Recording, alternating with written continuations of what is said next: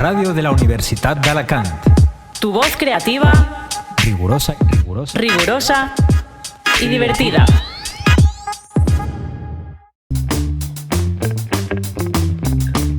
Bueno, muy buenas. Hoy segundo programa de la segunda temporada y toca hablar de mongoles. Hoy Álvaro nos va a traer el origen del imperio, de hablar un poco de los soldados y de la religión.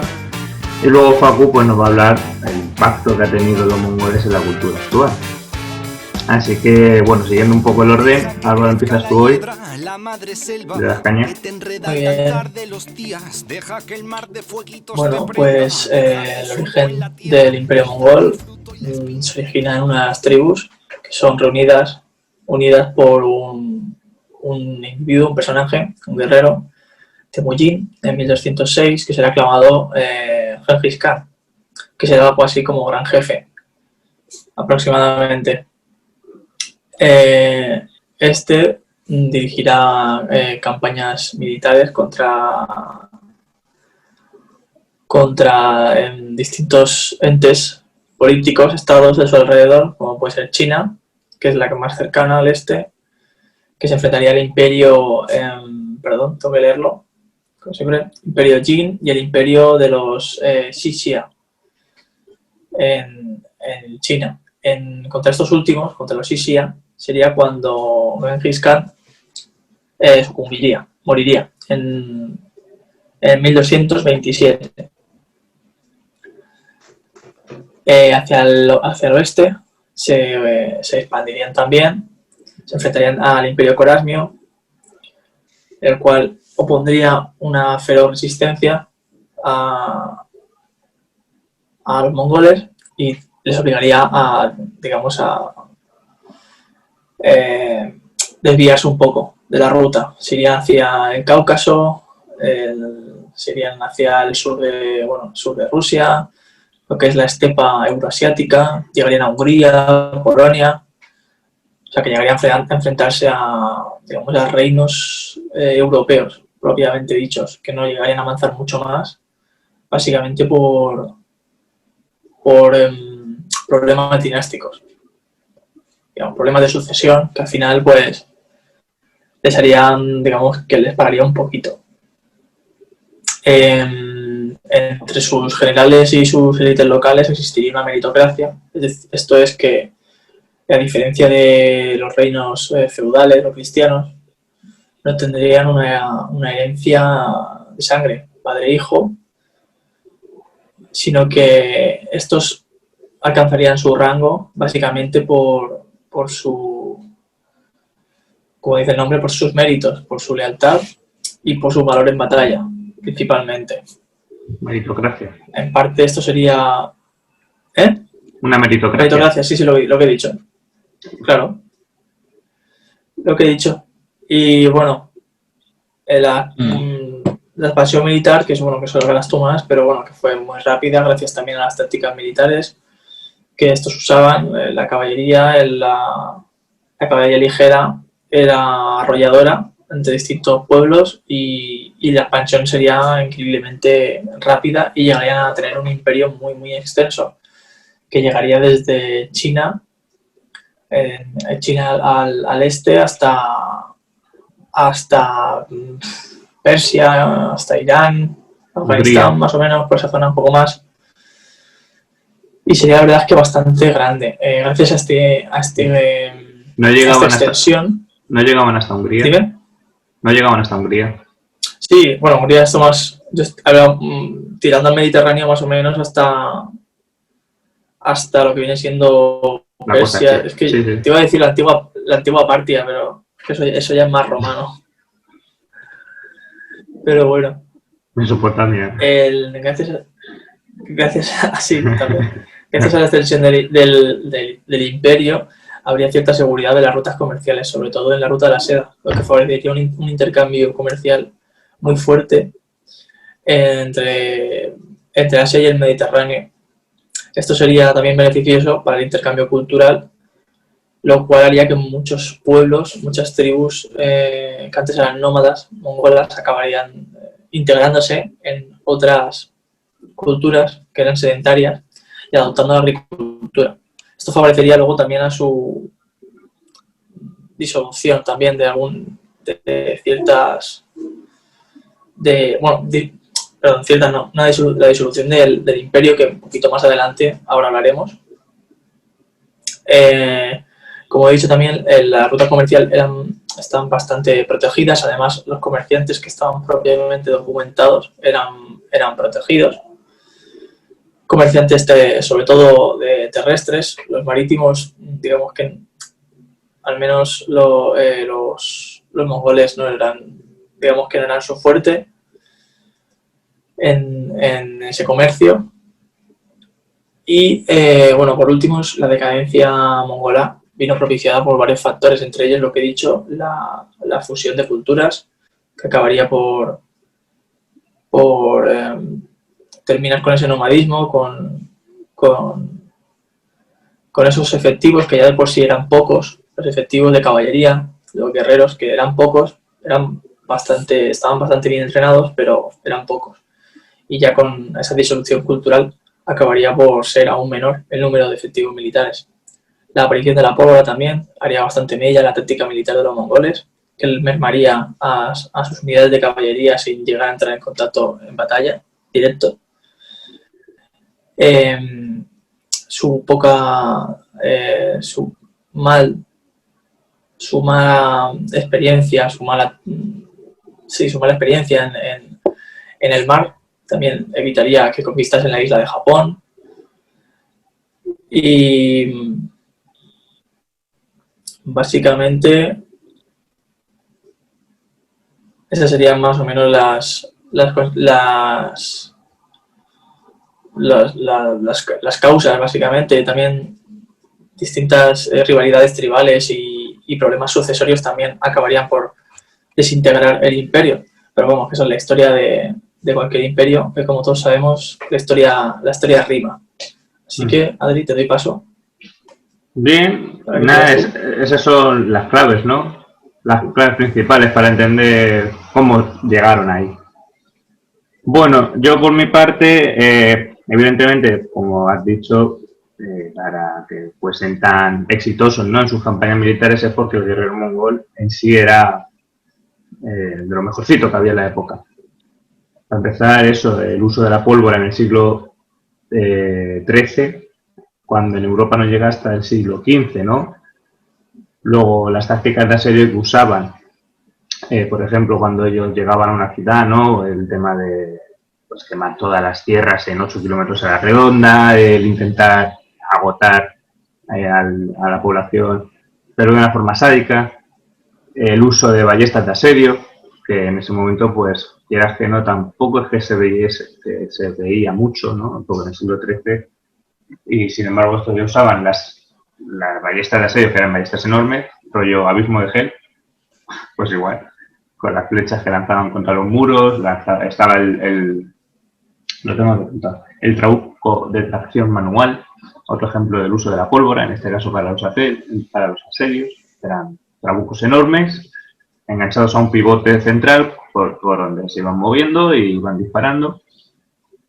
Y luego el guerrero en sí. El guerrero en sí es cierto que podría también ser una especie de tanque, porque iba armado hasta los dientes, iba con una armadura laminar, donde estaban cosidas pequeñas muescas de metal, que la hacía bastante resistente y ligera.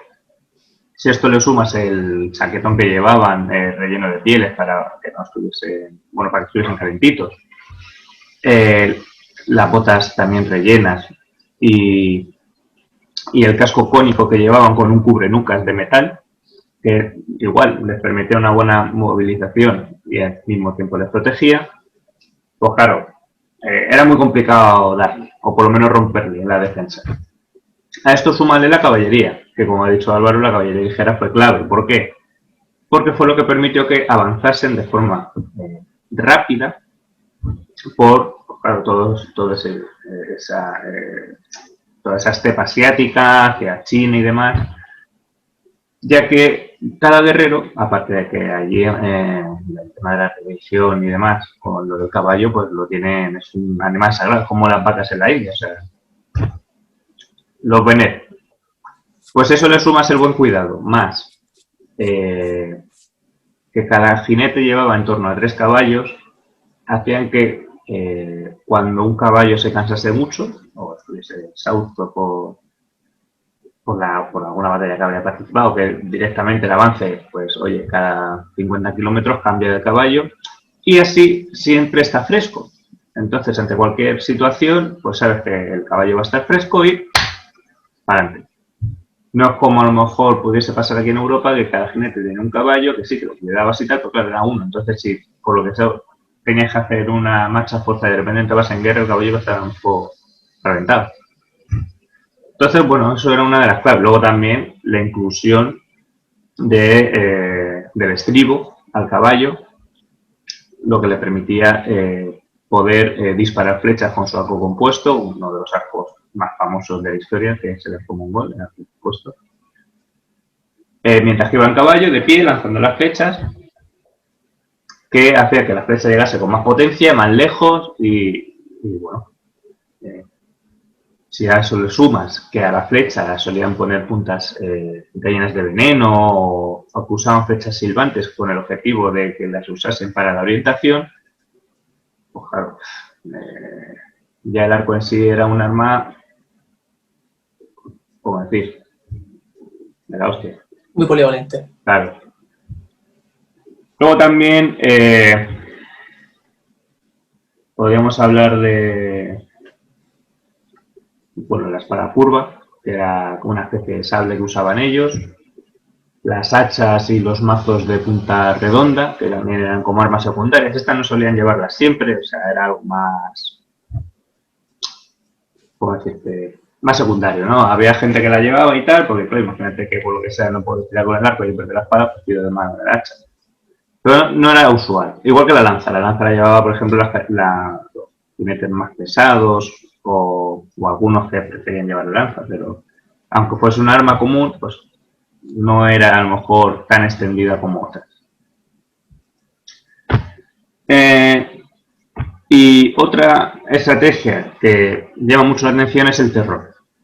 ¿El terror por qué? Porque los mongoles, la verdad es que eran bastante inteligentes, que era aprender de las tácticas del enemigo para luego usarlas contra ellos y luego, además, infundir terror en la sociedad, o bueno, contra el enemigo que fuera, para hacer o intentar llevar a cabo una especie de guerra psicológica. No sé si me explico.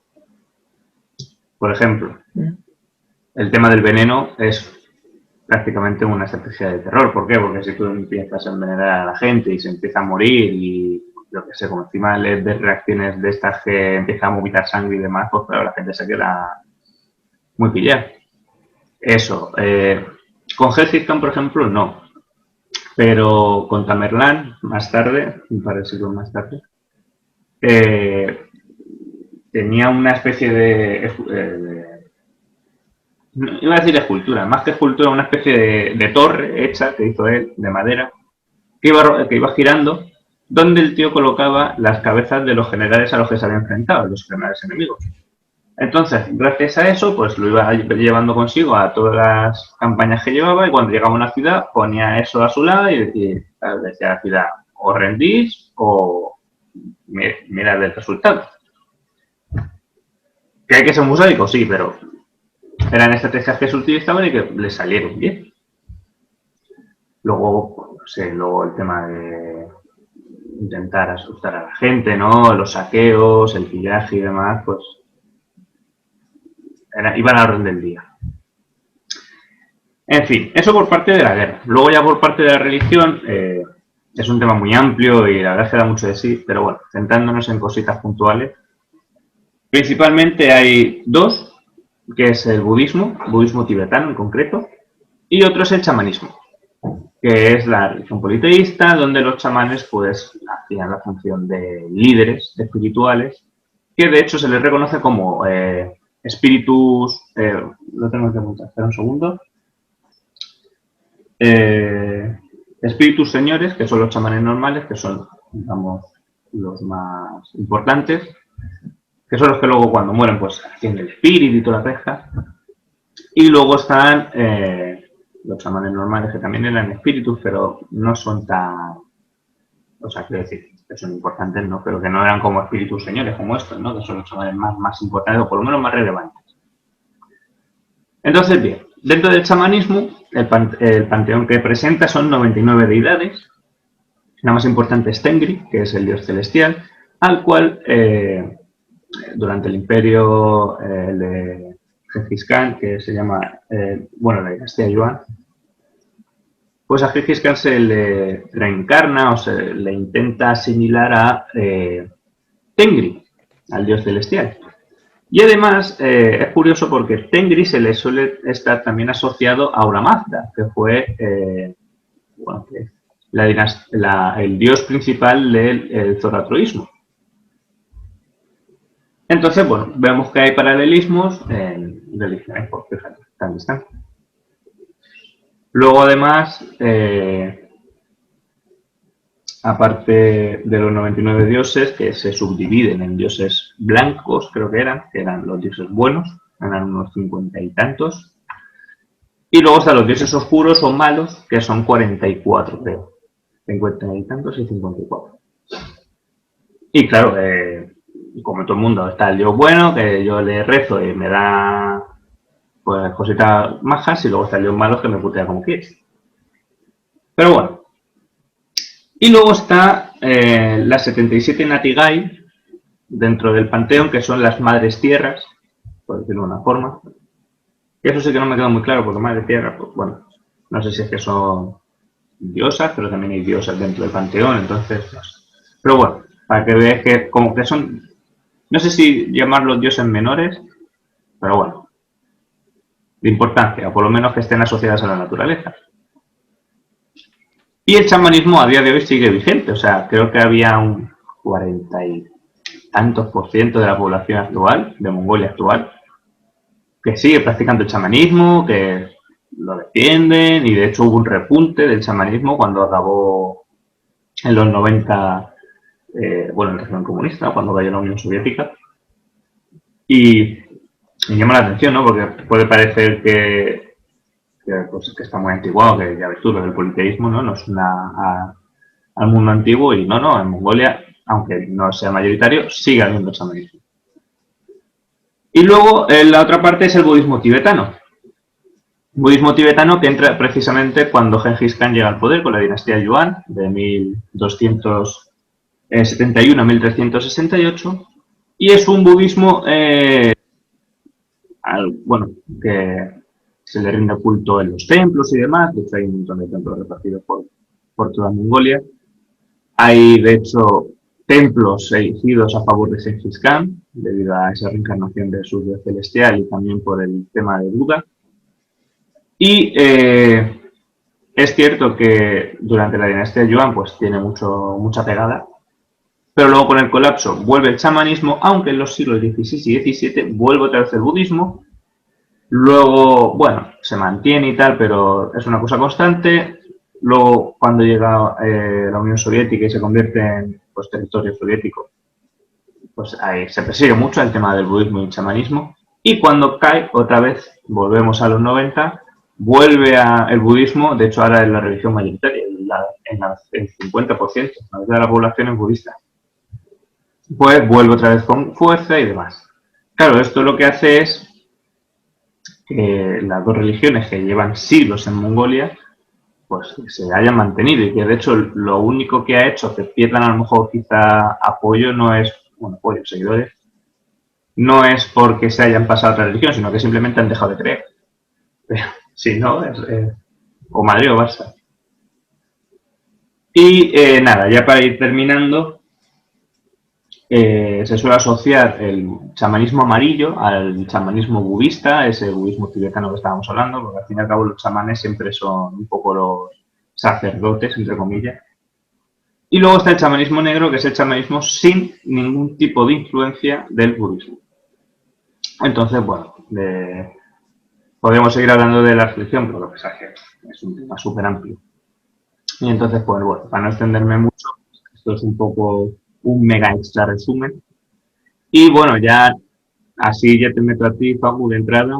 Lo dicho, como está hablando de la religión en la actualidad, pues bueno, cómo está Mongolia en la actualidad, ¿no? Y qué impacto tiene el imperio en la actualidad. Sí, hilando un poco con lo que estás contando tú sobre el budismo y tal. Bueno, en verdad en la Unión Soviética también volvió la ortodoxia Mm. rusa luego de la Unión Soviética, al final eran todos ortodoxos a escondidas. Igual No, ya, creo claro, que pasó claro. algo parecido. De hecho, Y bueno, en Mongolia pues creo que, justamente, bueno, no digo que en Mongolia había dime, dime. también, en Mongolia actualmente, aparte del budismo y el chamanismo, lo que has dicho tú, o sea, hay ortodoxos, creo que había también musulmanes, o sea, Sí, son hay religiosos, cristianos. De exacto, hecho, digo, había, incluso en la época de Khan ya había una parte de sí, sí. algunas etnias o tribus que, mejor dicho, tribus que eran ya cristianas, Mm, practicaban el cristianismo. Justamente, y hoy en día en el Cáucaso ruso queda aún los Kilmik, que son una minoría étnica de origen mongol y que practican el budismo. Son la única etnia que practica el budismo en territorio europeo, porque están ahí en el Cáucaso, que claro, todavía es Europa. claro, claro, claro. Ujú. Es un poco la O sea reminiscencia, ¿no? que, De los mongoles cuando estuvieron aquí. sí, Un fósil. claro, hay una,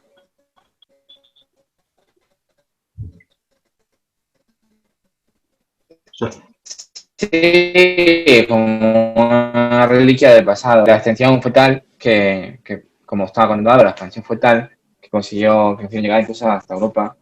Eh, bueno, la expansión también tuvo un coste en vida, que era cerca de 50 millones de personas, se estima que murieron bajo la expansión mongola, lo que supuso todo un cambio demográfico en el continente asiático.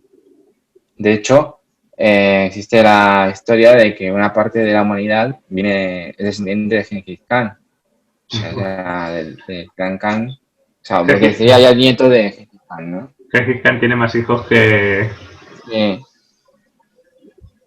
De Julio Iglesias, que de Julio Julio Iglesias, por Iglesias, ejemplo. pues más o menos. Iba a Pues decir, más o menos. pues Está más o ahí menos. el rey y Julio Iglesias Sí, están sí. ahí.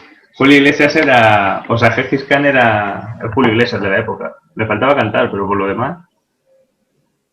Bueno, que Sí, pero ves, a había Julio Iglesias no le hacía falta no le hacía falta a Julio Iglesias no le hacía falta matar a toda tu familia para poder llegar a ti, ¿sabes? O sea, no, ya, él tenías, es que yo creo que el voto va para Julio Iglesias. Gengis Claro, Khan porque era mata a toda tu familia, pues lo tiene más fácil. claro, Gengis Khan se pasó el modo fácil. O sea, se pasó el juego modo fácil. Claro. Y bueno, pues este gran corredor que se creó desde China hasta Europa, como estaba comentando Álvaro, a través del comercio consiguió que se facilitara el intercambio de conocimientos. Y, y eso también tuvo un gran impacto, o sea, la llegada de cosas de Oriente hasta China solamente, caray, pues hasta Europa. Hmm. Vale, pues voy a contar también decir que hay una parte de la herencia directa de los de los mongoles en reinos que perduraron hace relativamente poco. En la zona de Kirguistán y tal, todavía hubo canatos turco-mongoles. Gran parte de su continente indio, los imperios que hubo sucesivos a la expansión mongola eran descendientes directos de generales mongoles, o incluso de, sí, de la propia línea de Tamerlán, Hmm. ¿no? Sí, sí, sí. Y estuvieron hasta relativamente poco, incluso algunos llegaron a pactar con el gobierno británico, ¿no? Cuando se estableció en la India. ¿Cómo está Mongolia hoy en día? Pues Mongolia hoy en día no es ni la sombra de lo que era, o sea, siguen viviendo en yurtas, siguen montando a caballos, siendo buenos en caballos, es la más grande estatua ecuestre del mundo, con 40 metros. Y bueno, una parte de la Mongolia está siendo administrada por China donde ahora los mongoles son una minoría. Tienen todo un tema allí montado porque, claro, hay una minoría mongola, incluso musulmana, que son los uigur, y que están siendo sistemáticamente oprimidos por el gobierno chino, en un intento de homogeneización. Están siendo desplazados, están siendo... Su idioma se está prohibiendo, lo están quitando de las aulas. Entonces es una cuestión hoy en día. Es curioso pensar, ¿no?, que en su momento los mongoles entraron en China y cogieron todo lo chino voluntariamente porque era la civilización más avanzada que tenían a mano, y muchas de las cosas que hubo luego fueron herencia directa de, por ejemplo, del reino de Xinjiang, que había mencionado antes, ¿no? Tú, Álvaro, que fue el primer reino en el que entraron de forma pactada, fue un estado títere.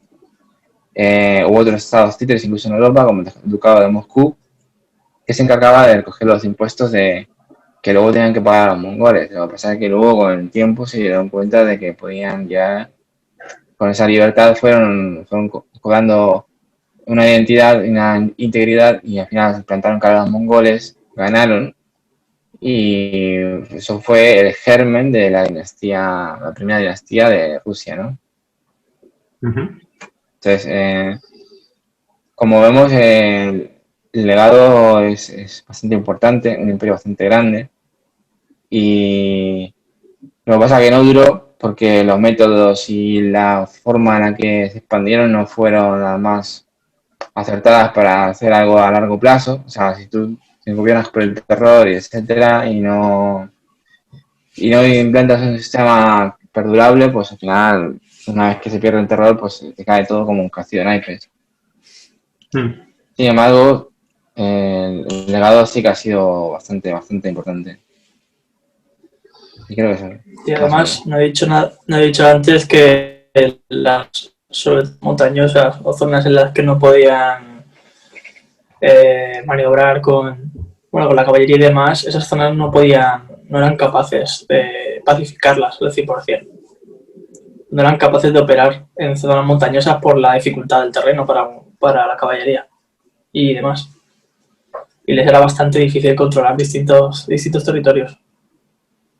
Sobre todo en la zona de Centroasia, donde está Oriente Próximo y tal. Bueno, Oriente Próximo. Donde están los países que acaban en Tan, Afganistán y Kazajistán y todas estas zonas. Como están montañosas. Son montañosos que te cagas. Eso antes, hoy y siempre, yo creo. Pero bueno. Bueno, pues... Y ya en 1368... Iba a decir que en 1368 ya el imperio caput, se desintegra. Colapso total. Sí, no lo había dicho. Ya 70 años, ¿no? Más o menos, o sea, tampoco es... Pues son casi 100 años de imperio, no está mal.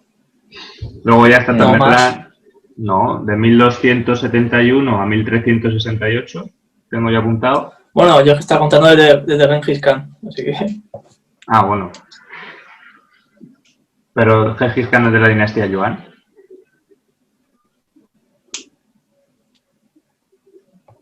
Pues la verdad es que lo desconozco. Claro, es que a mí me suena que sí. Bueno, pero no lo sé, sí. Yo juraría que era de la dinastía Yuan, pero me has dejado ahí un poco pillado. Bueno, en cualquier caso, sí, 100 años o un poco más, o sea, más o menos.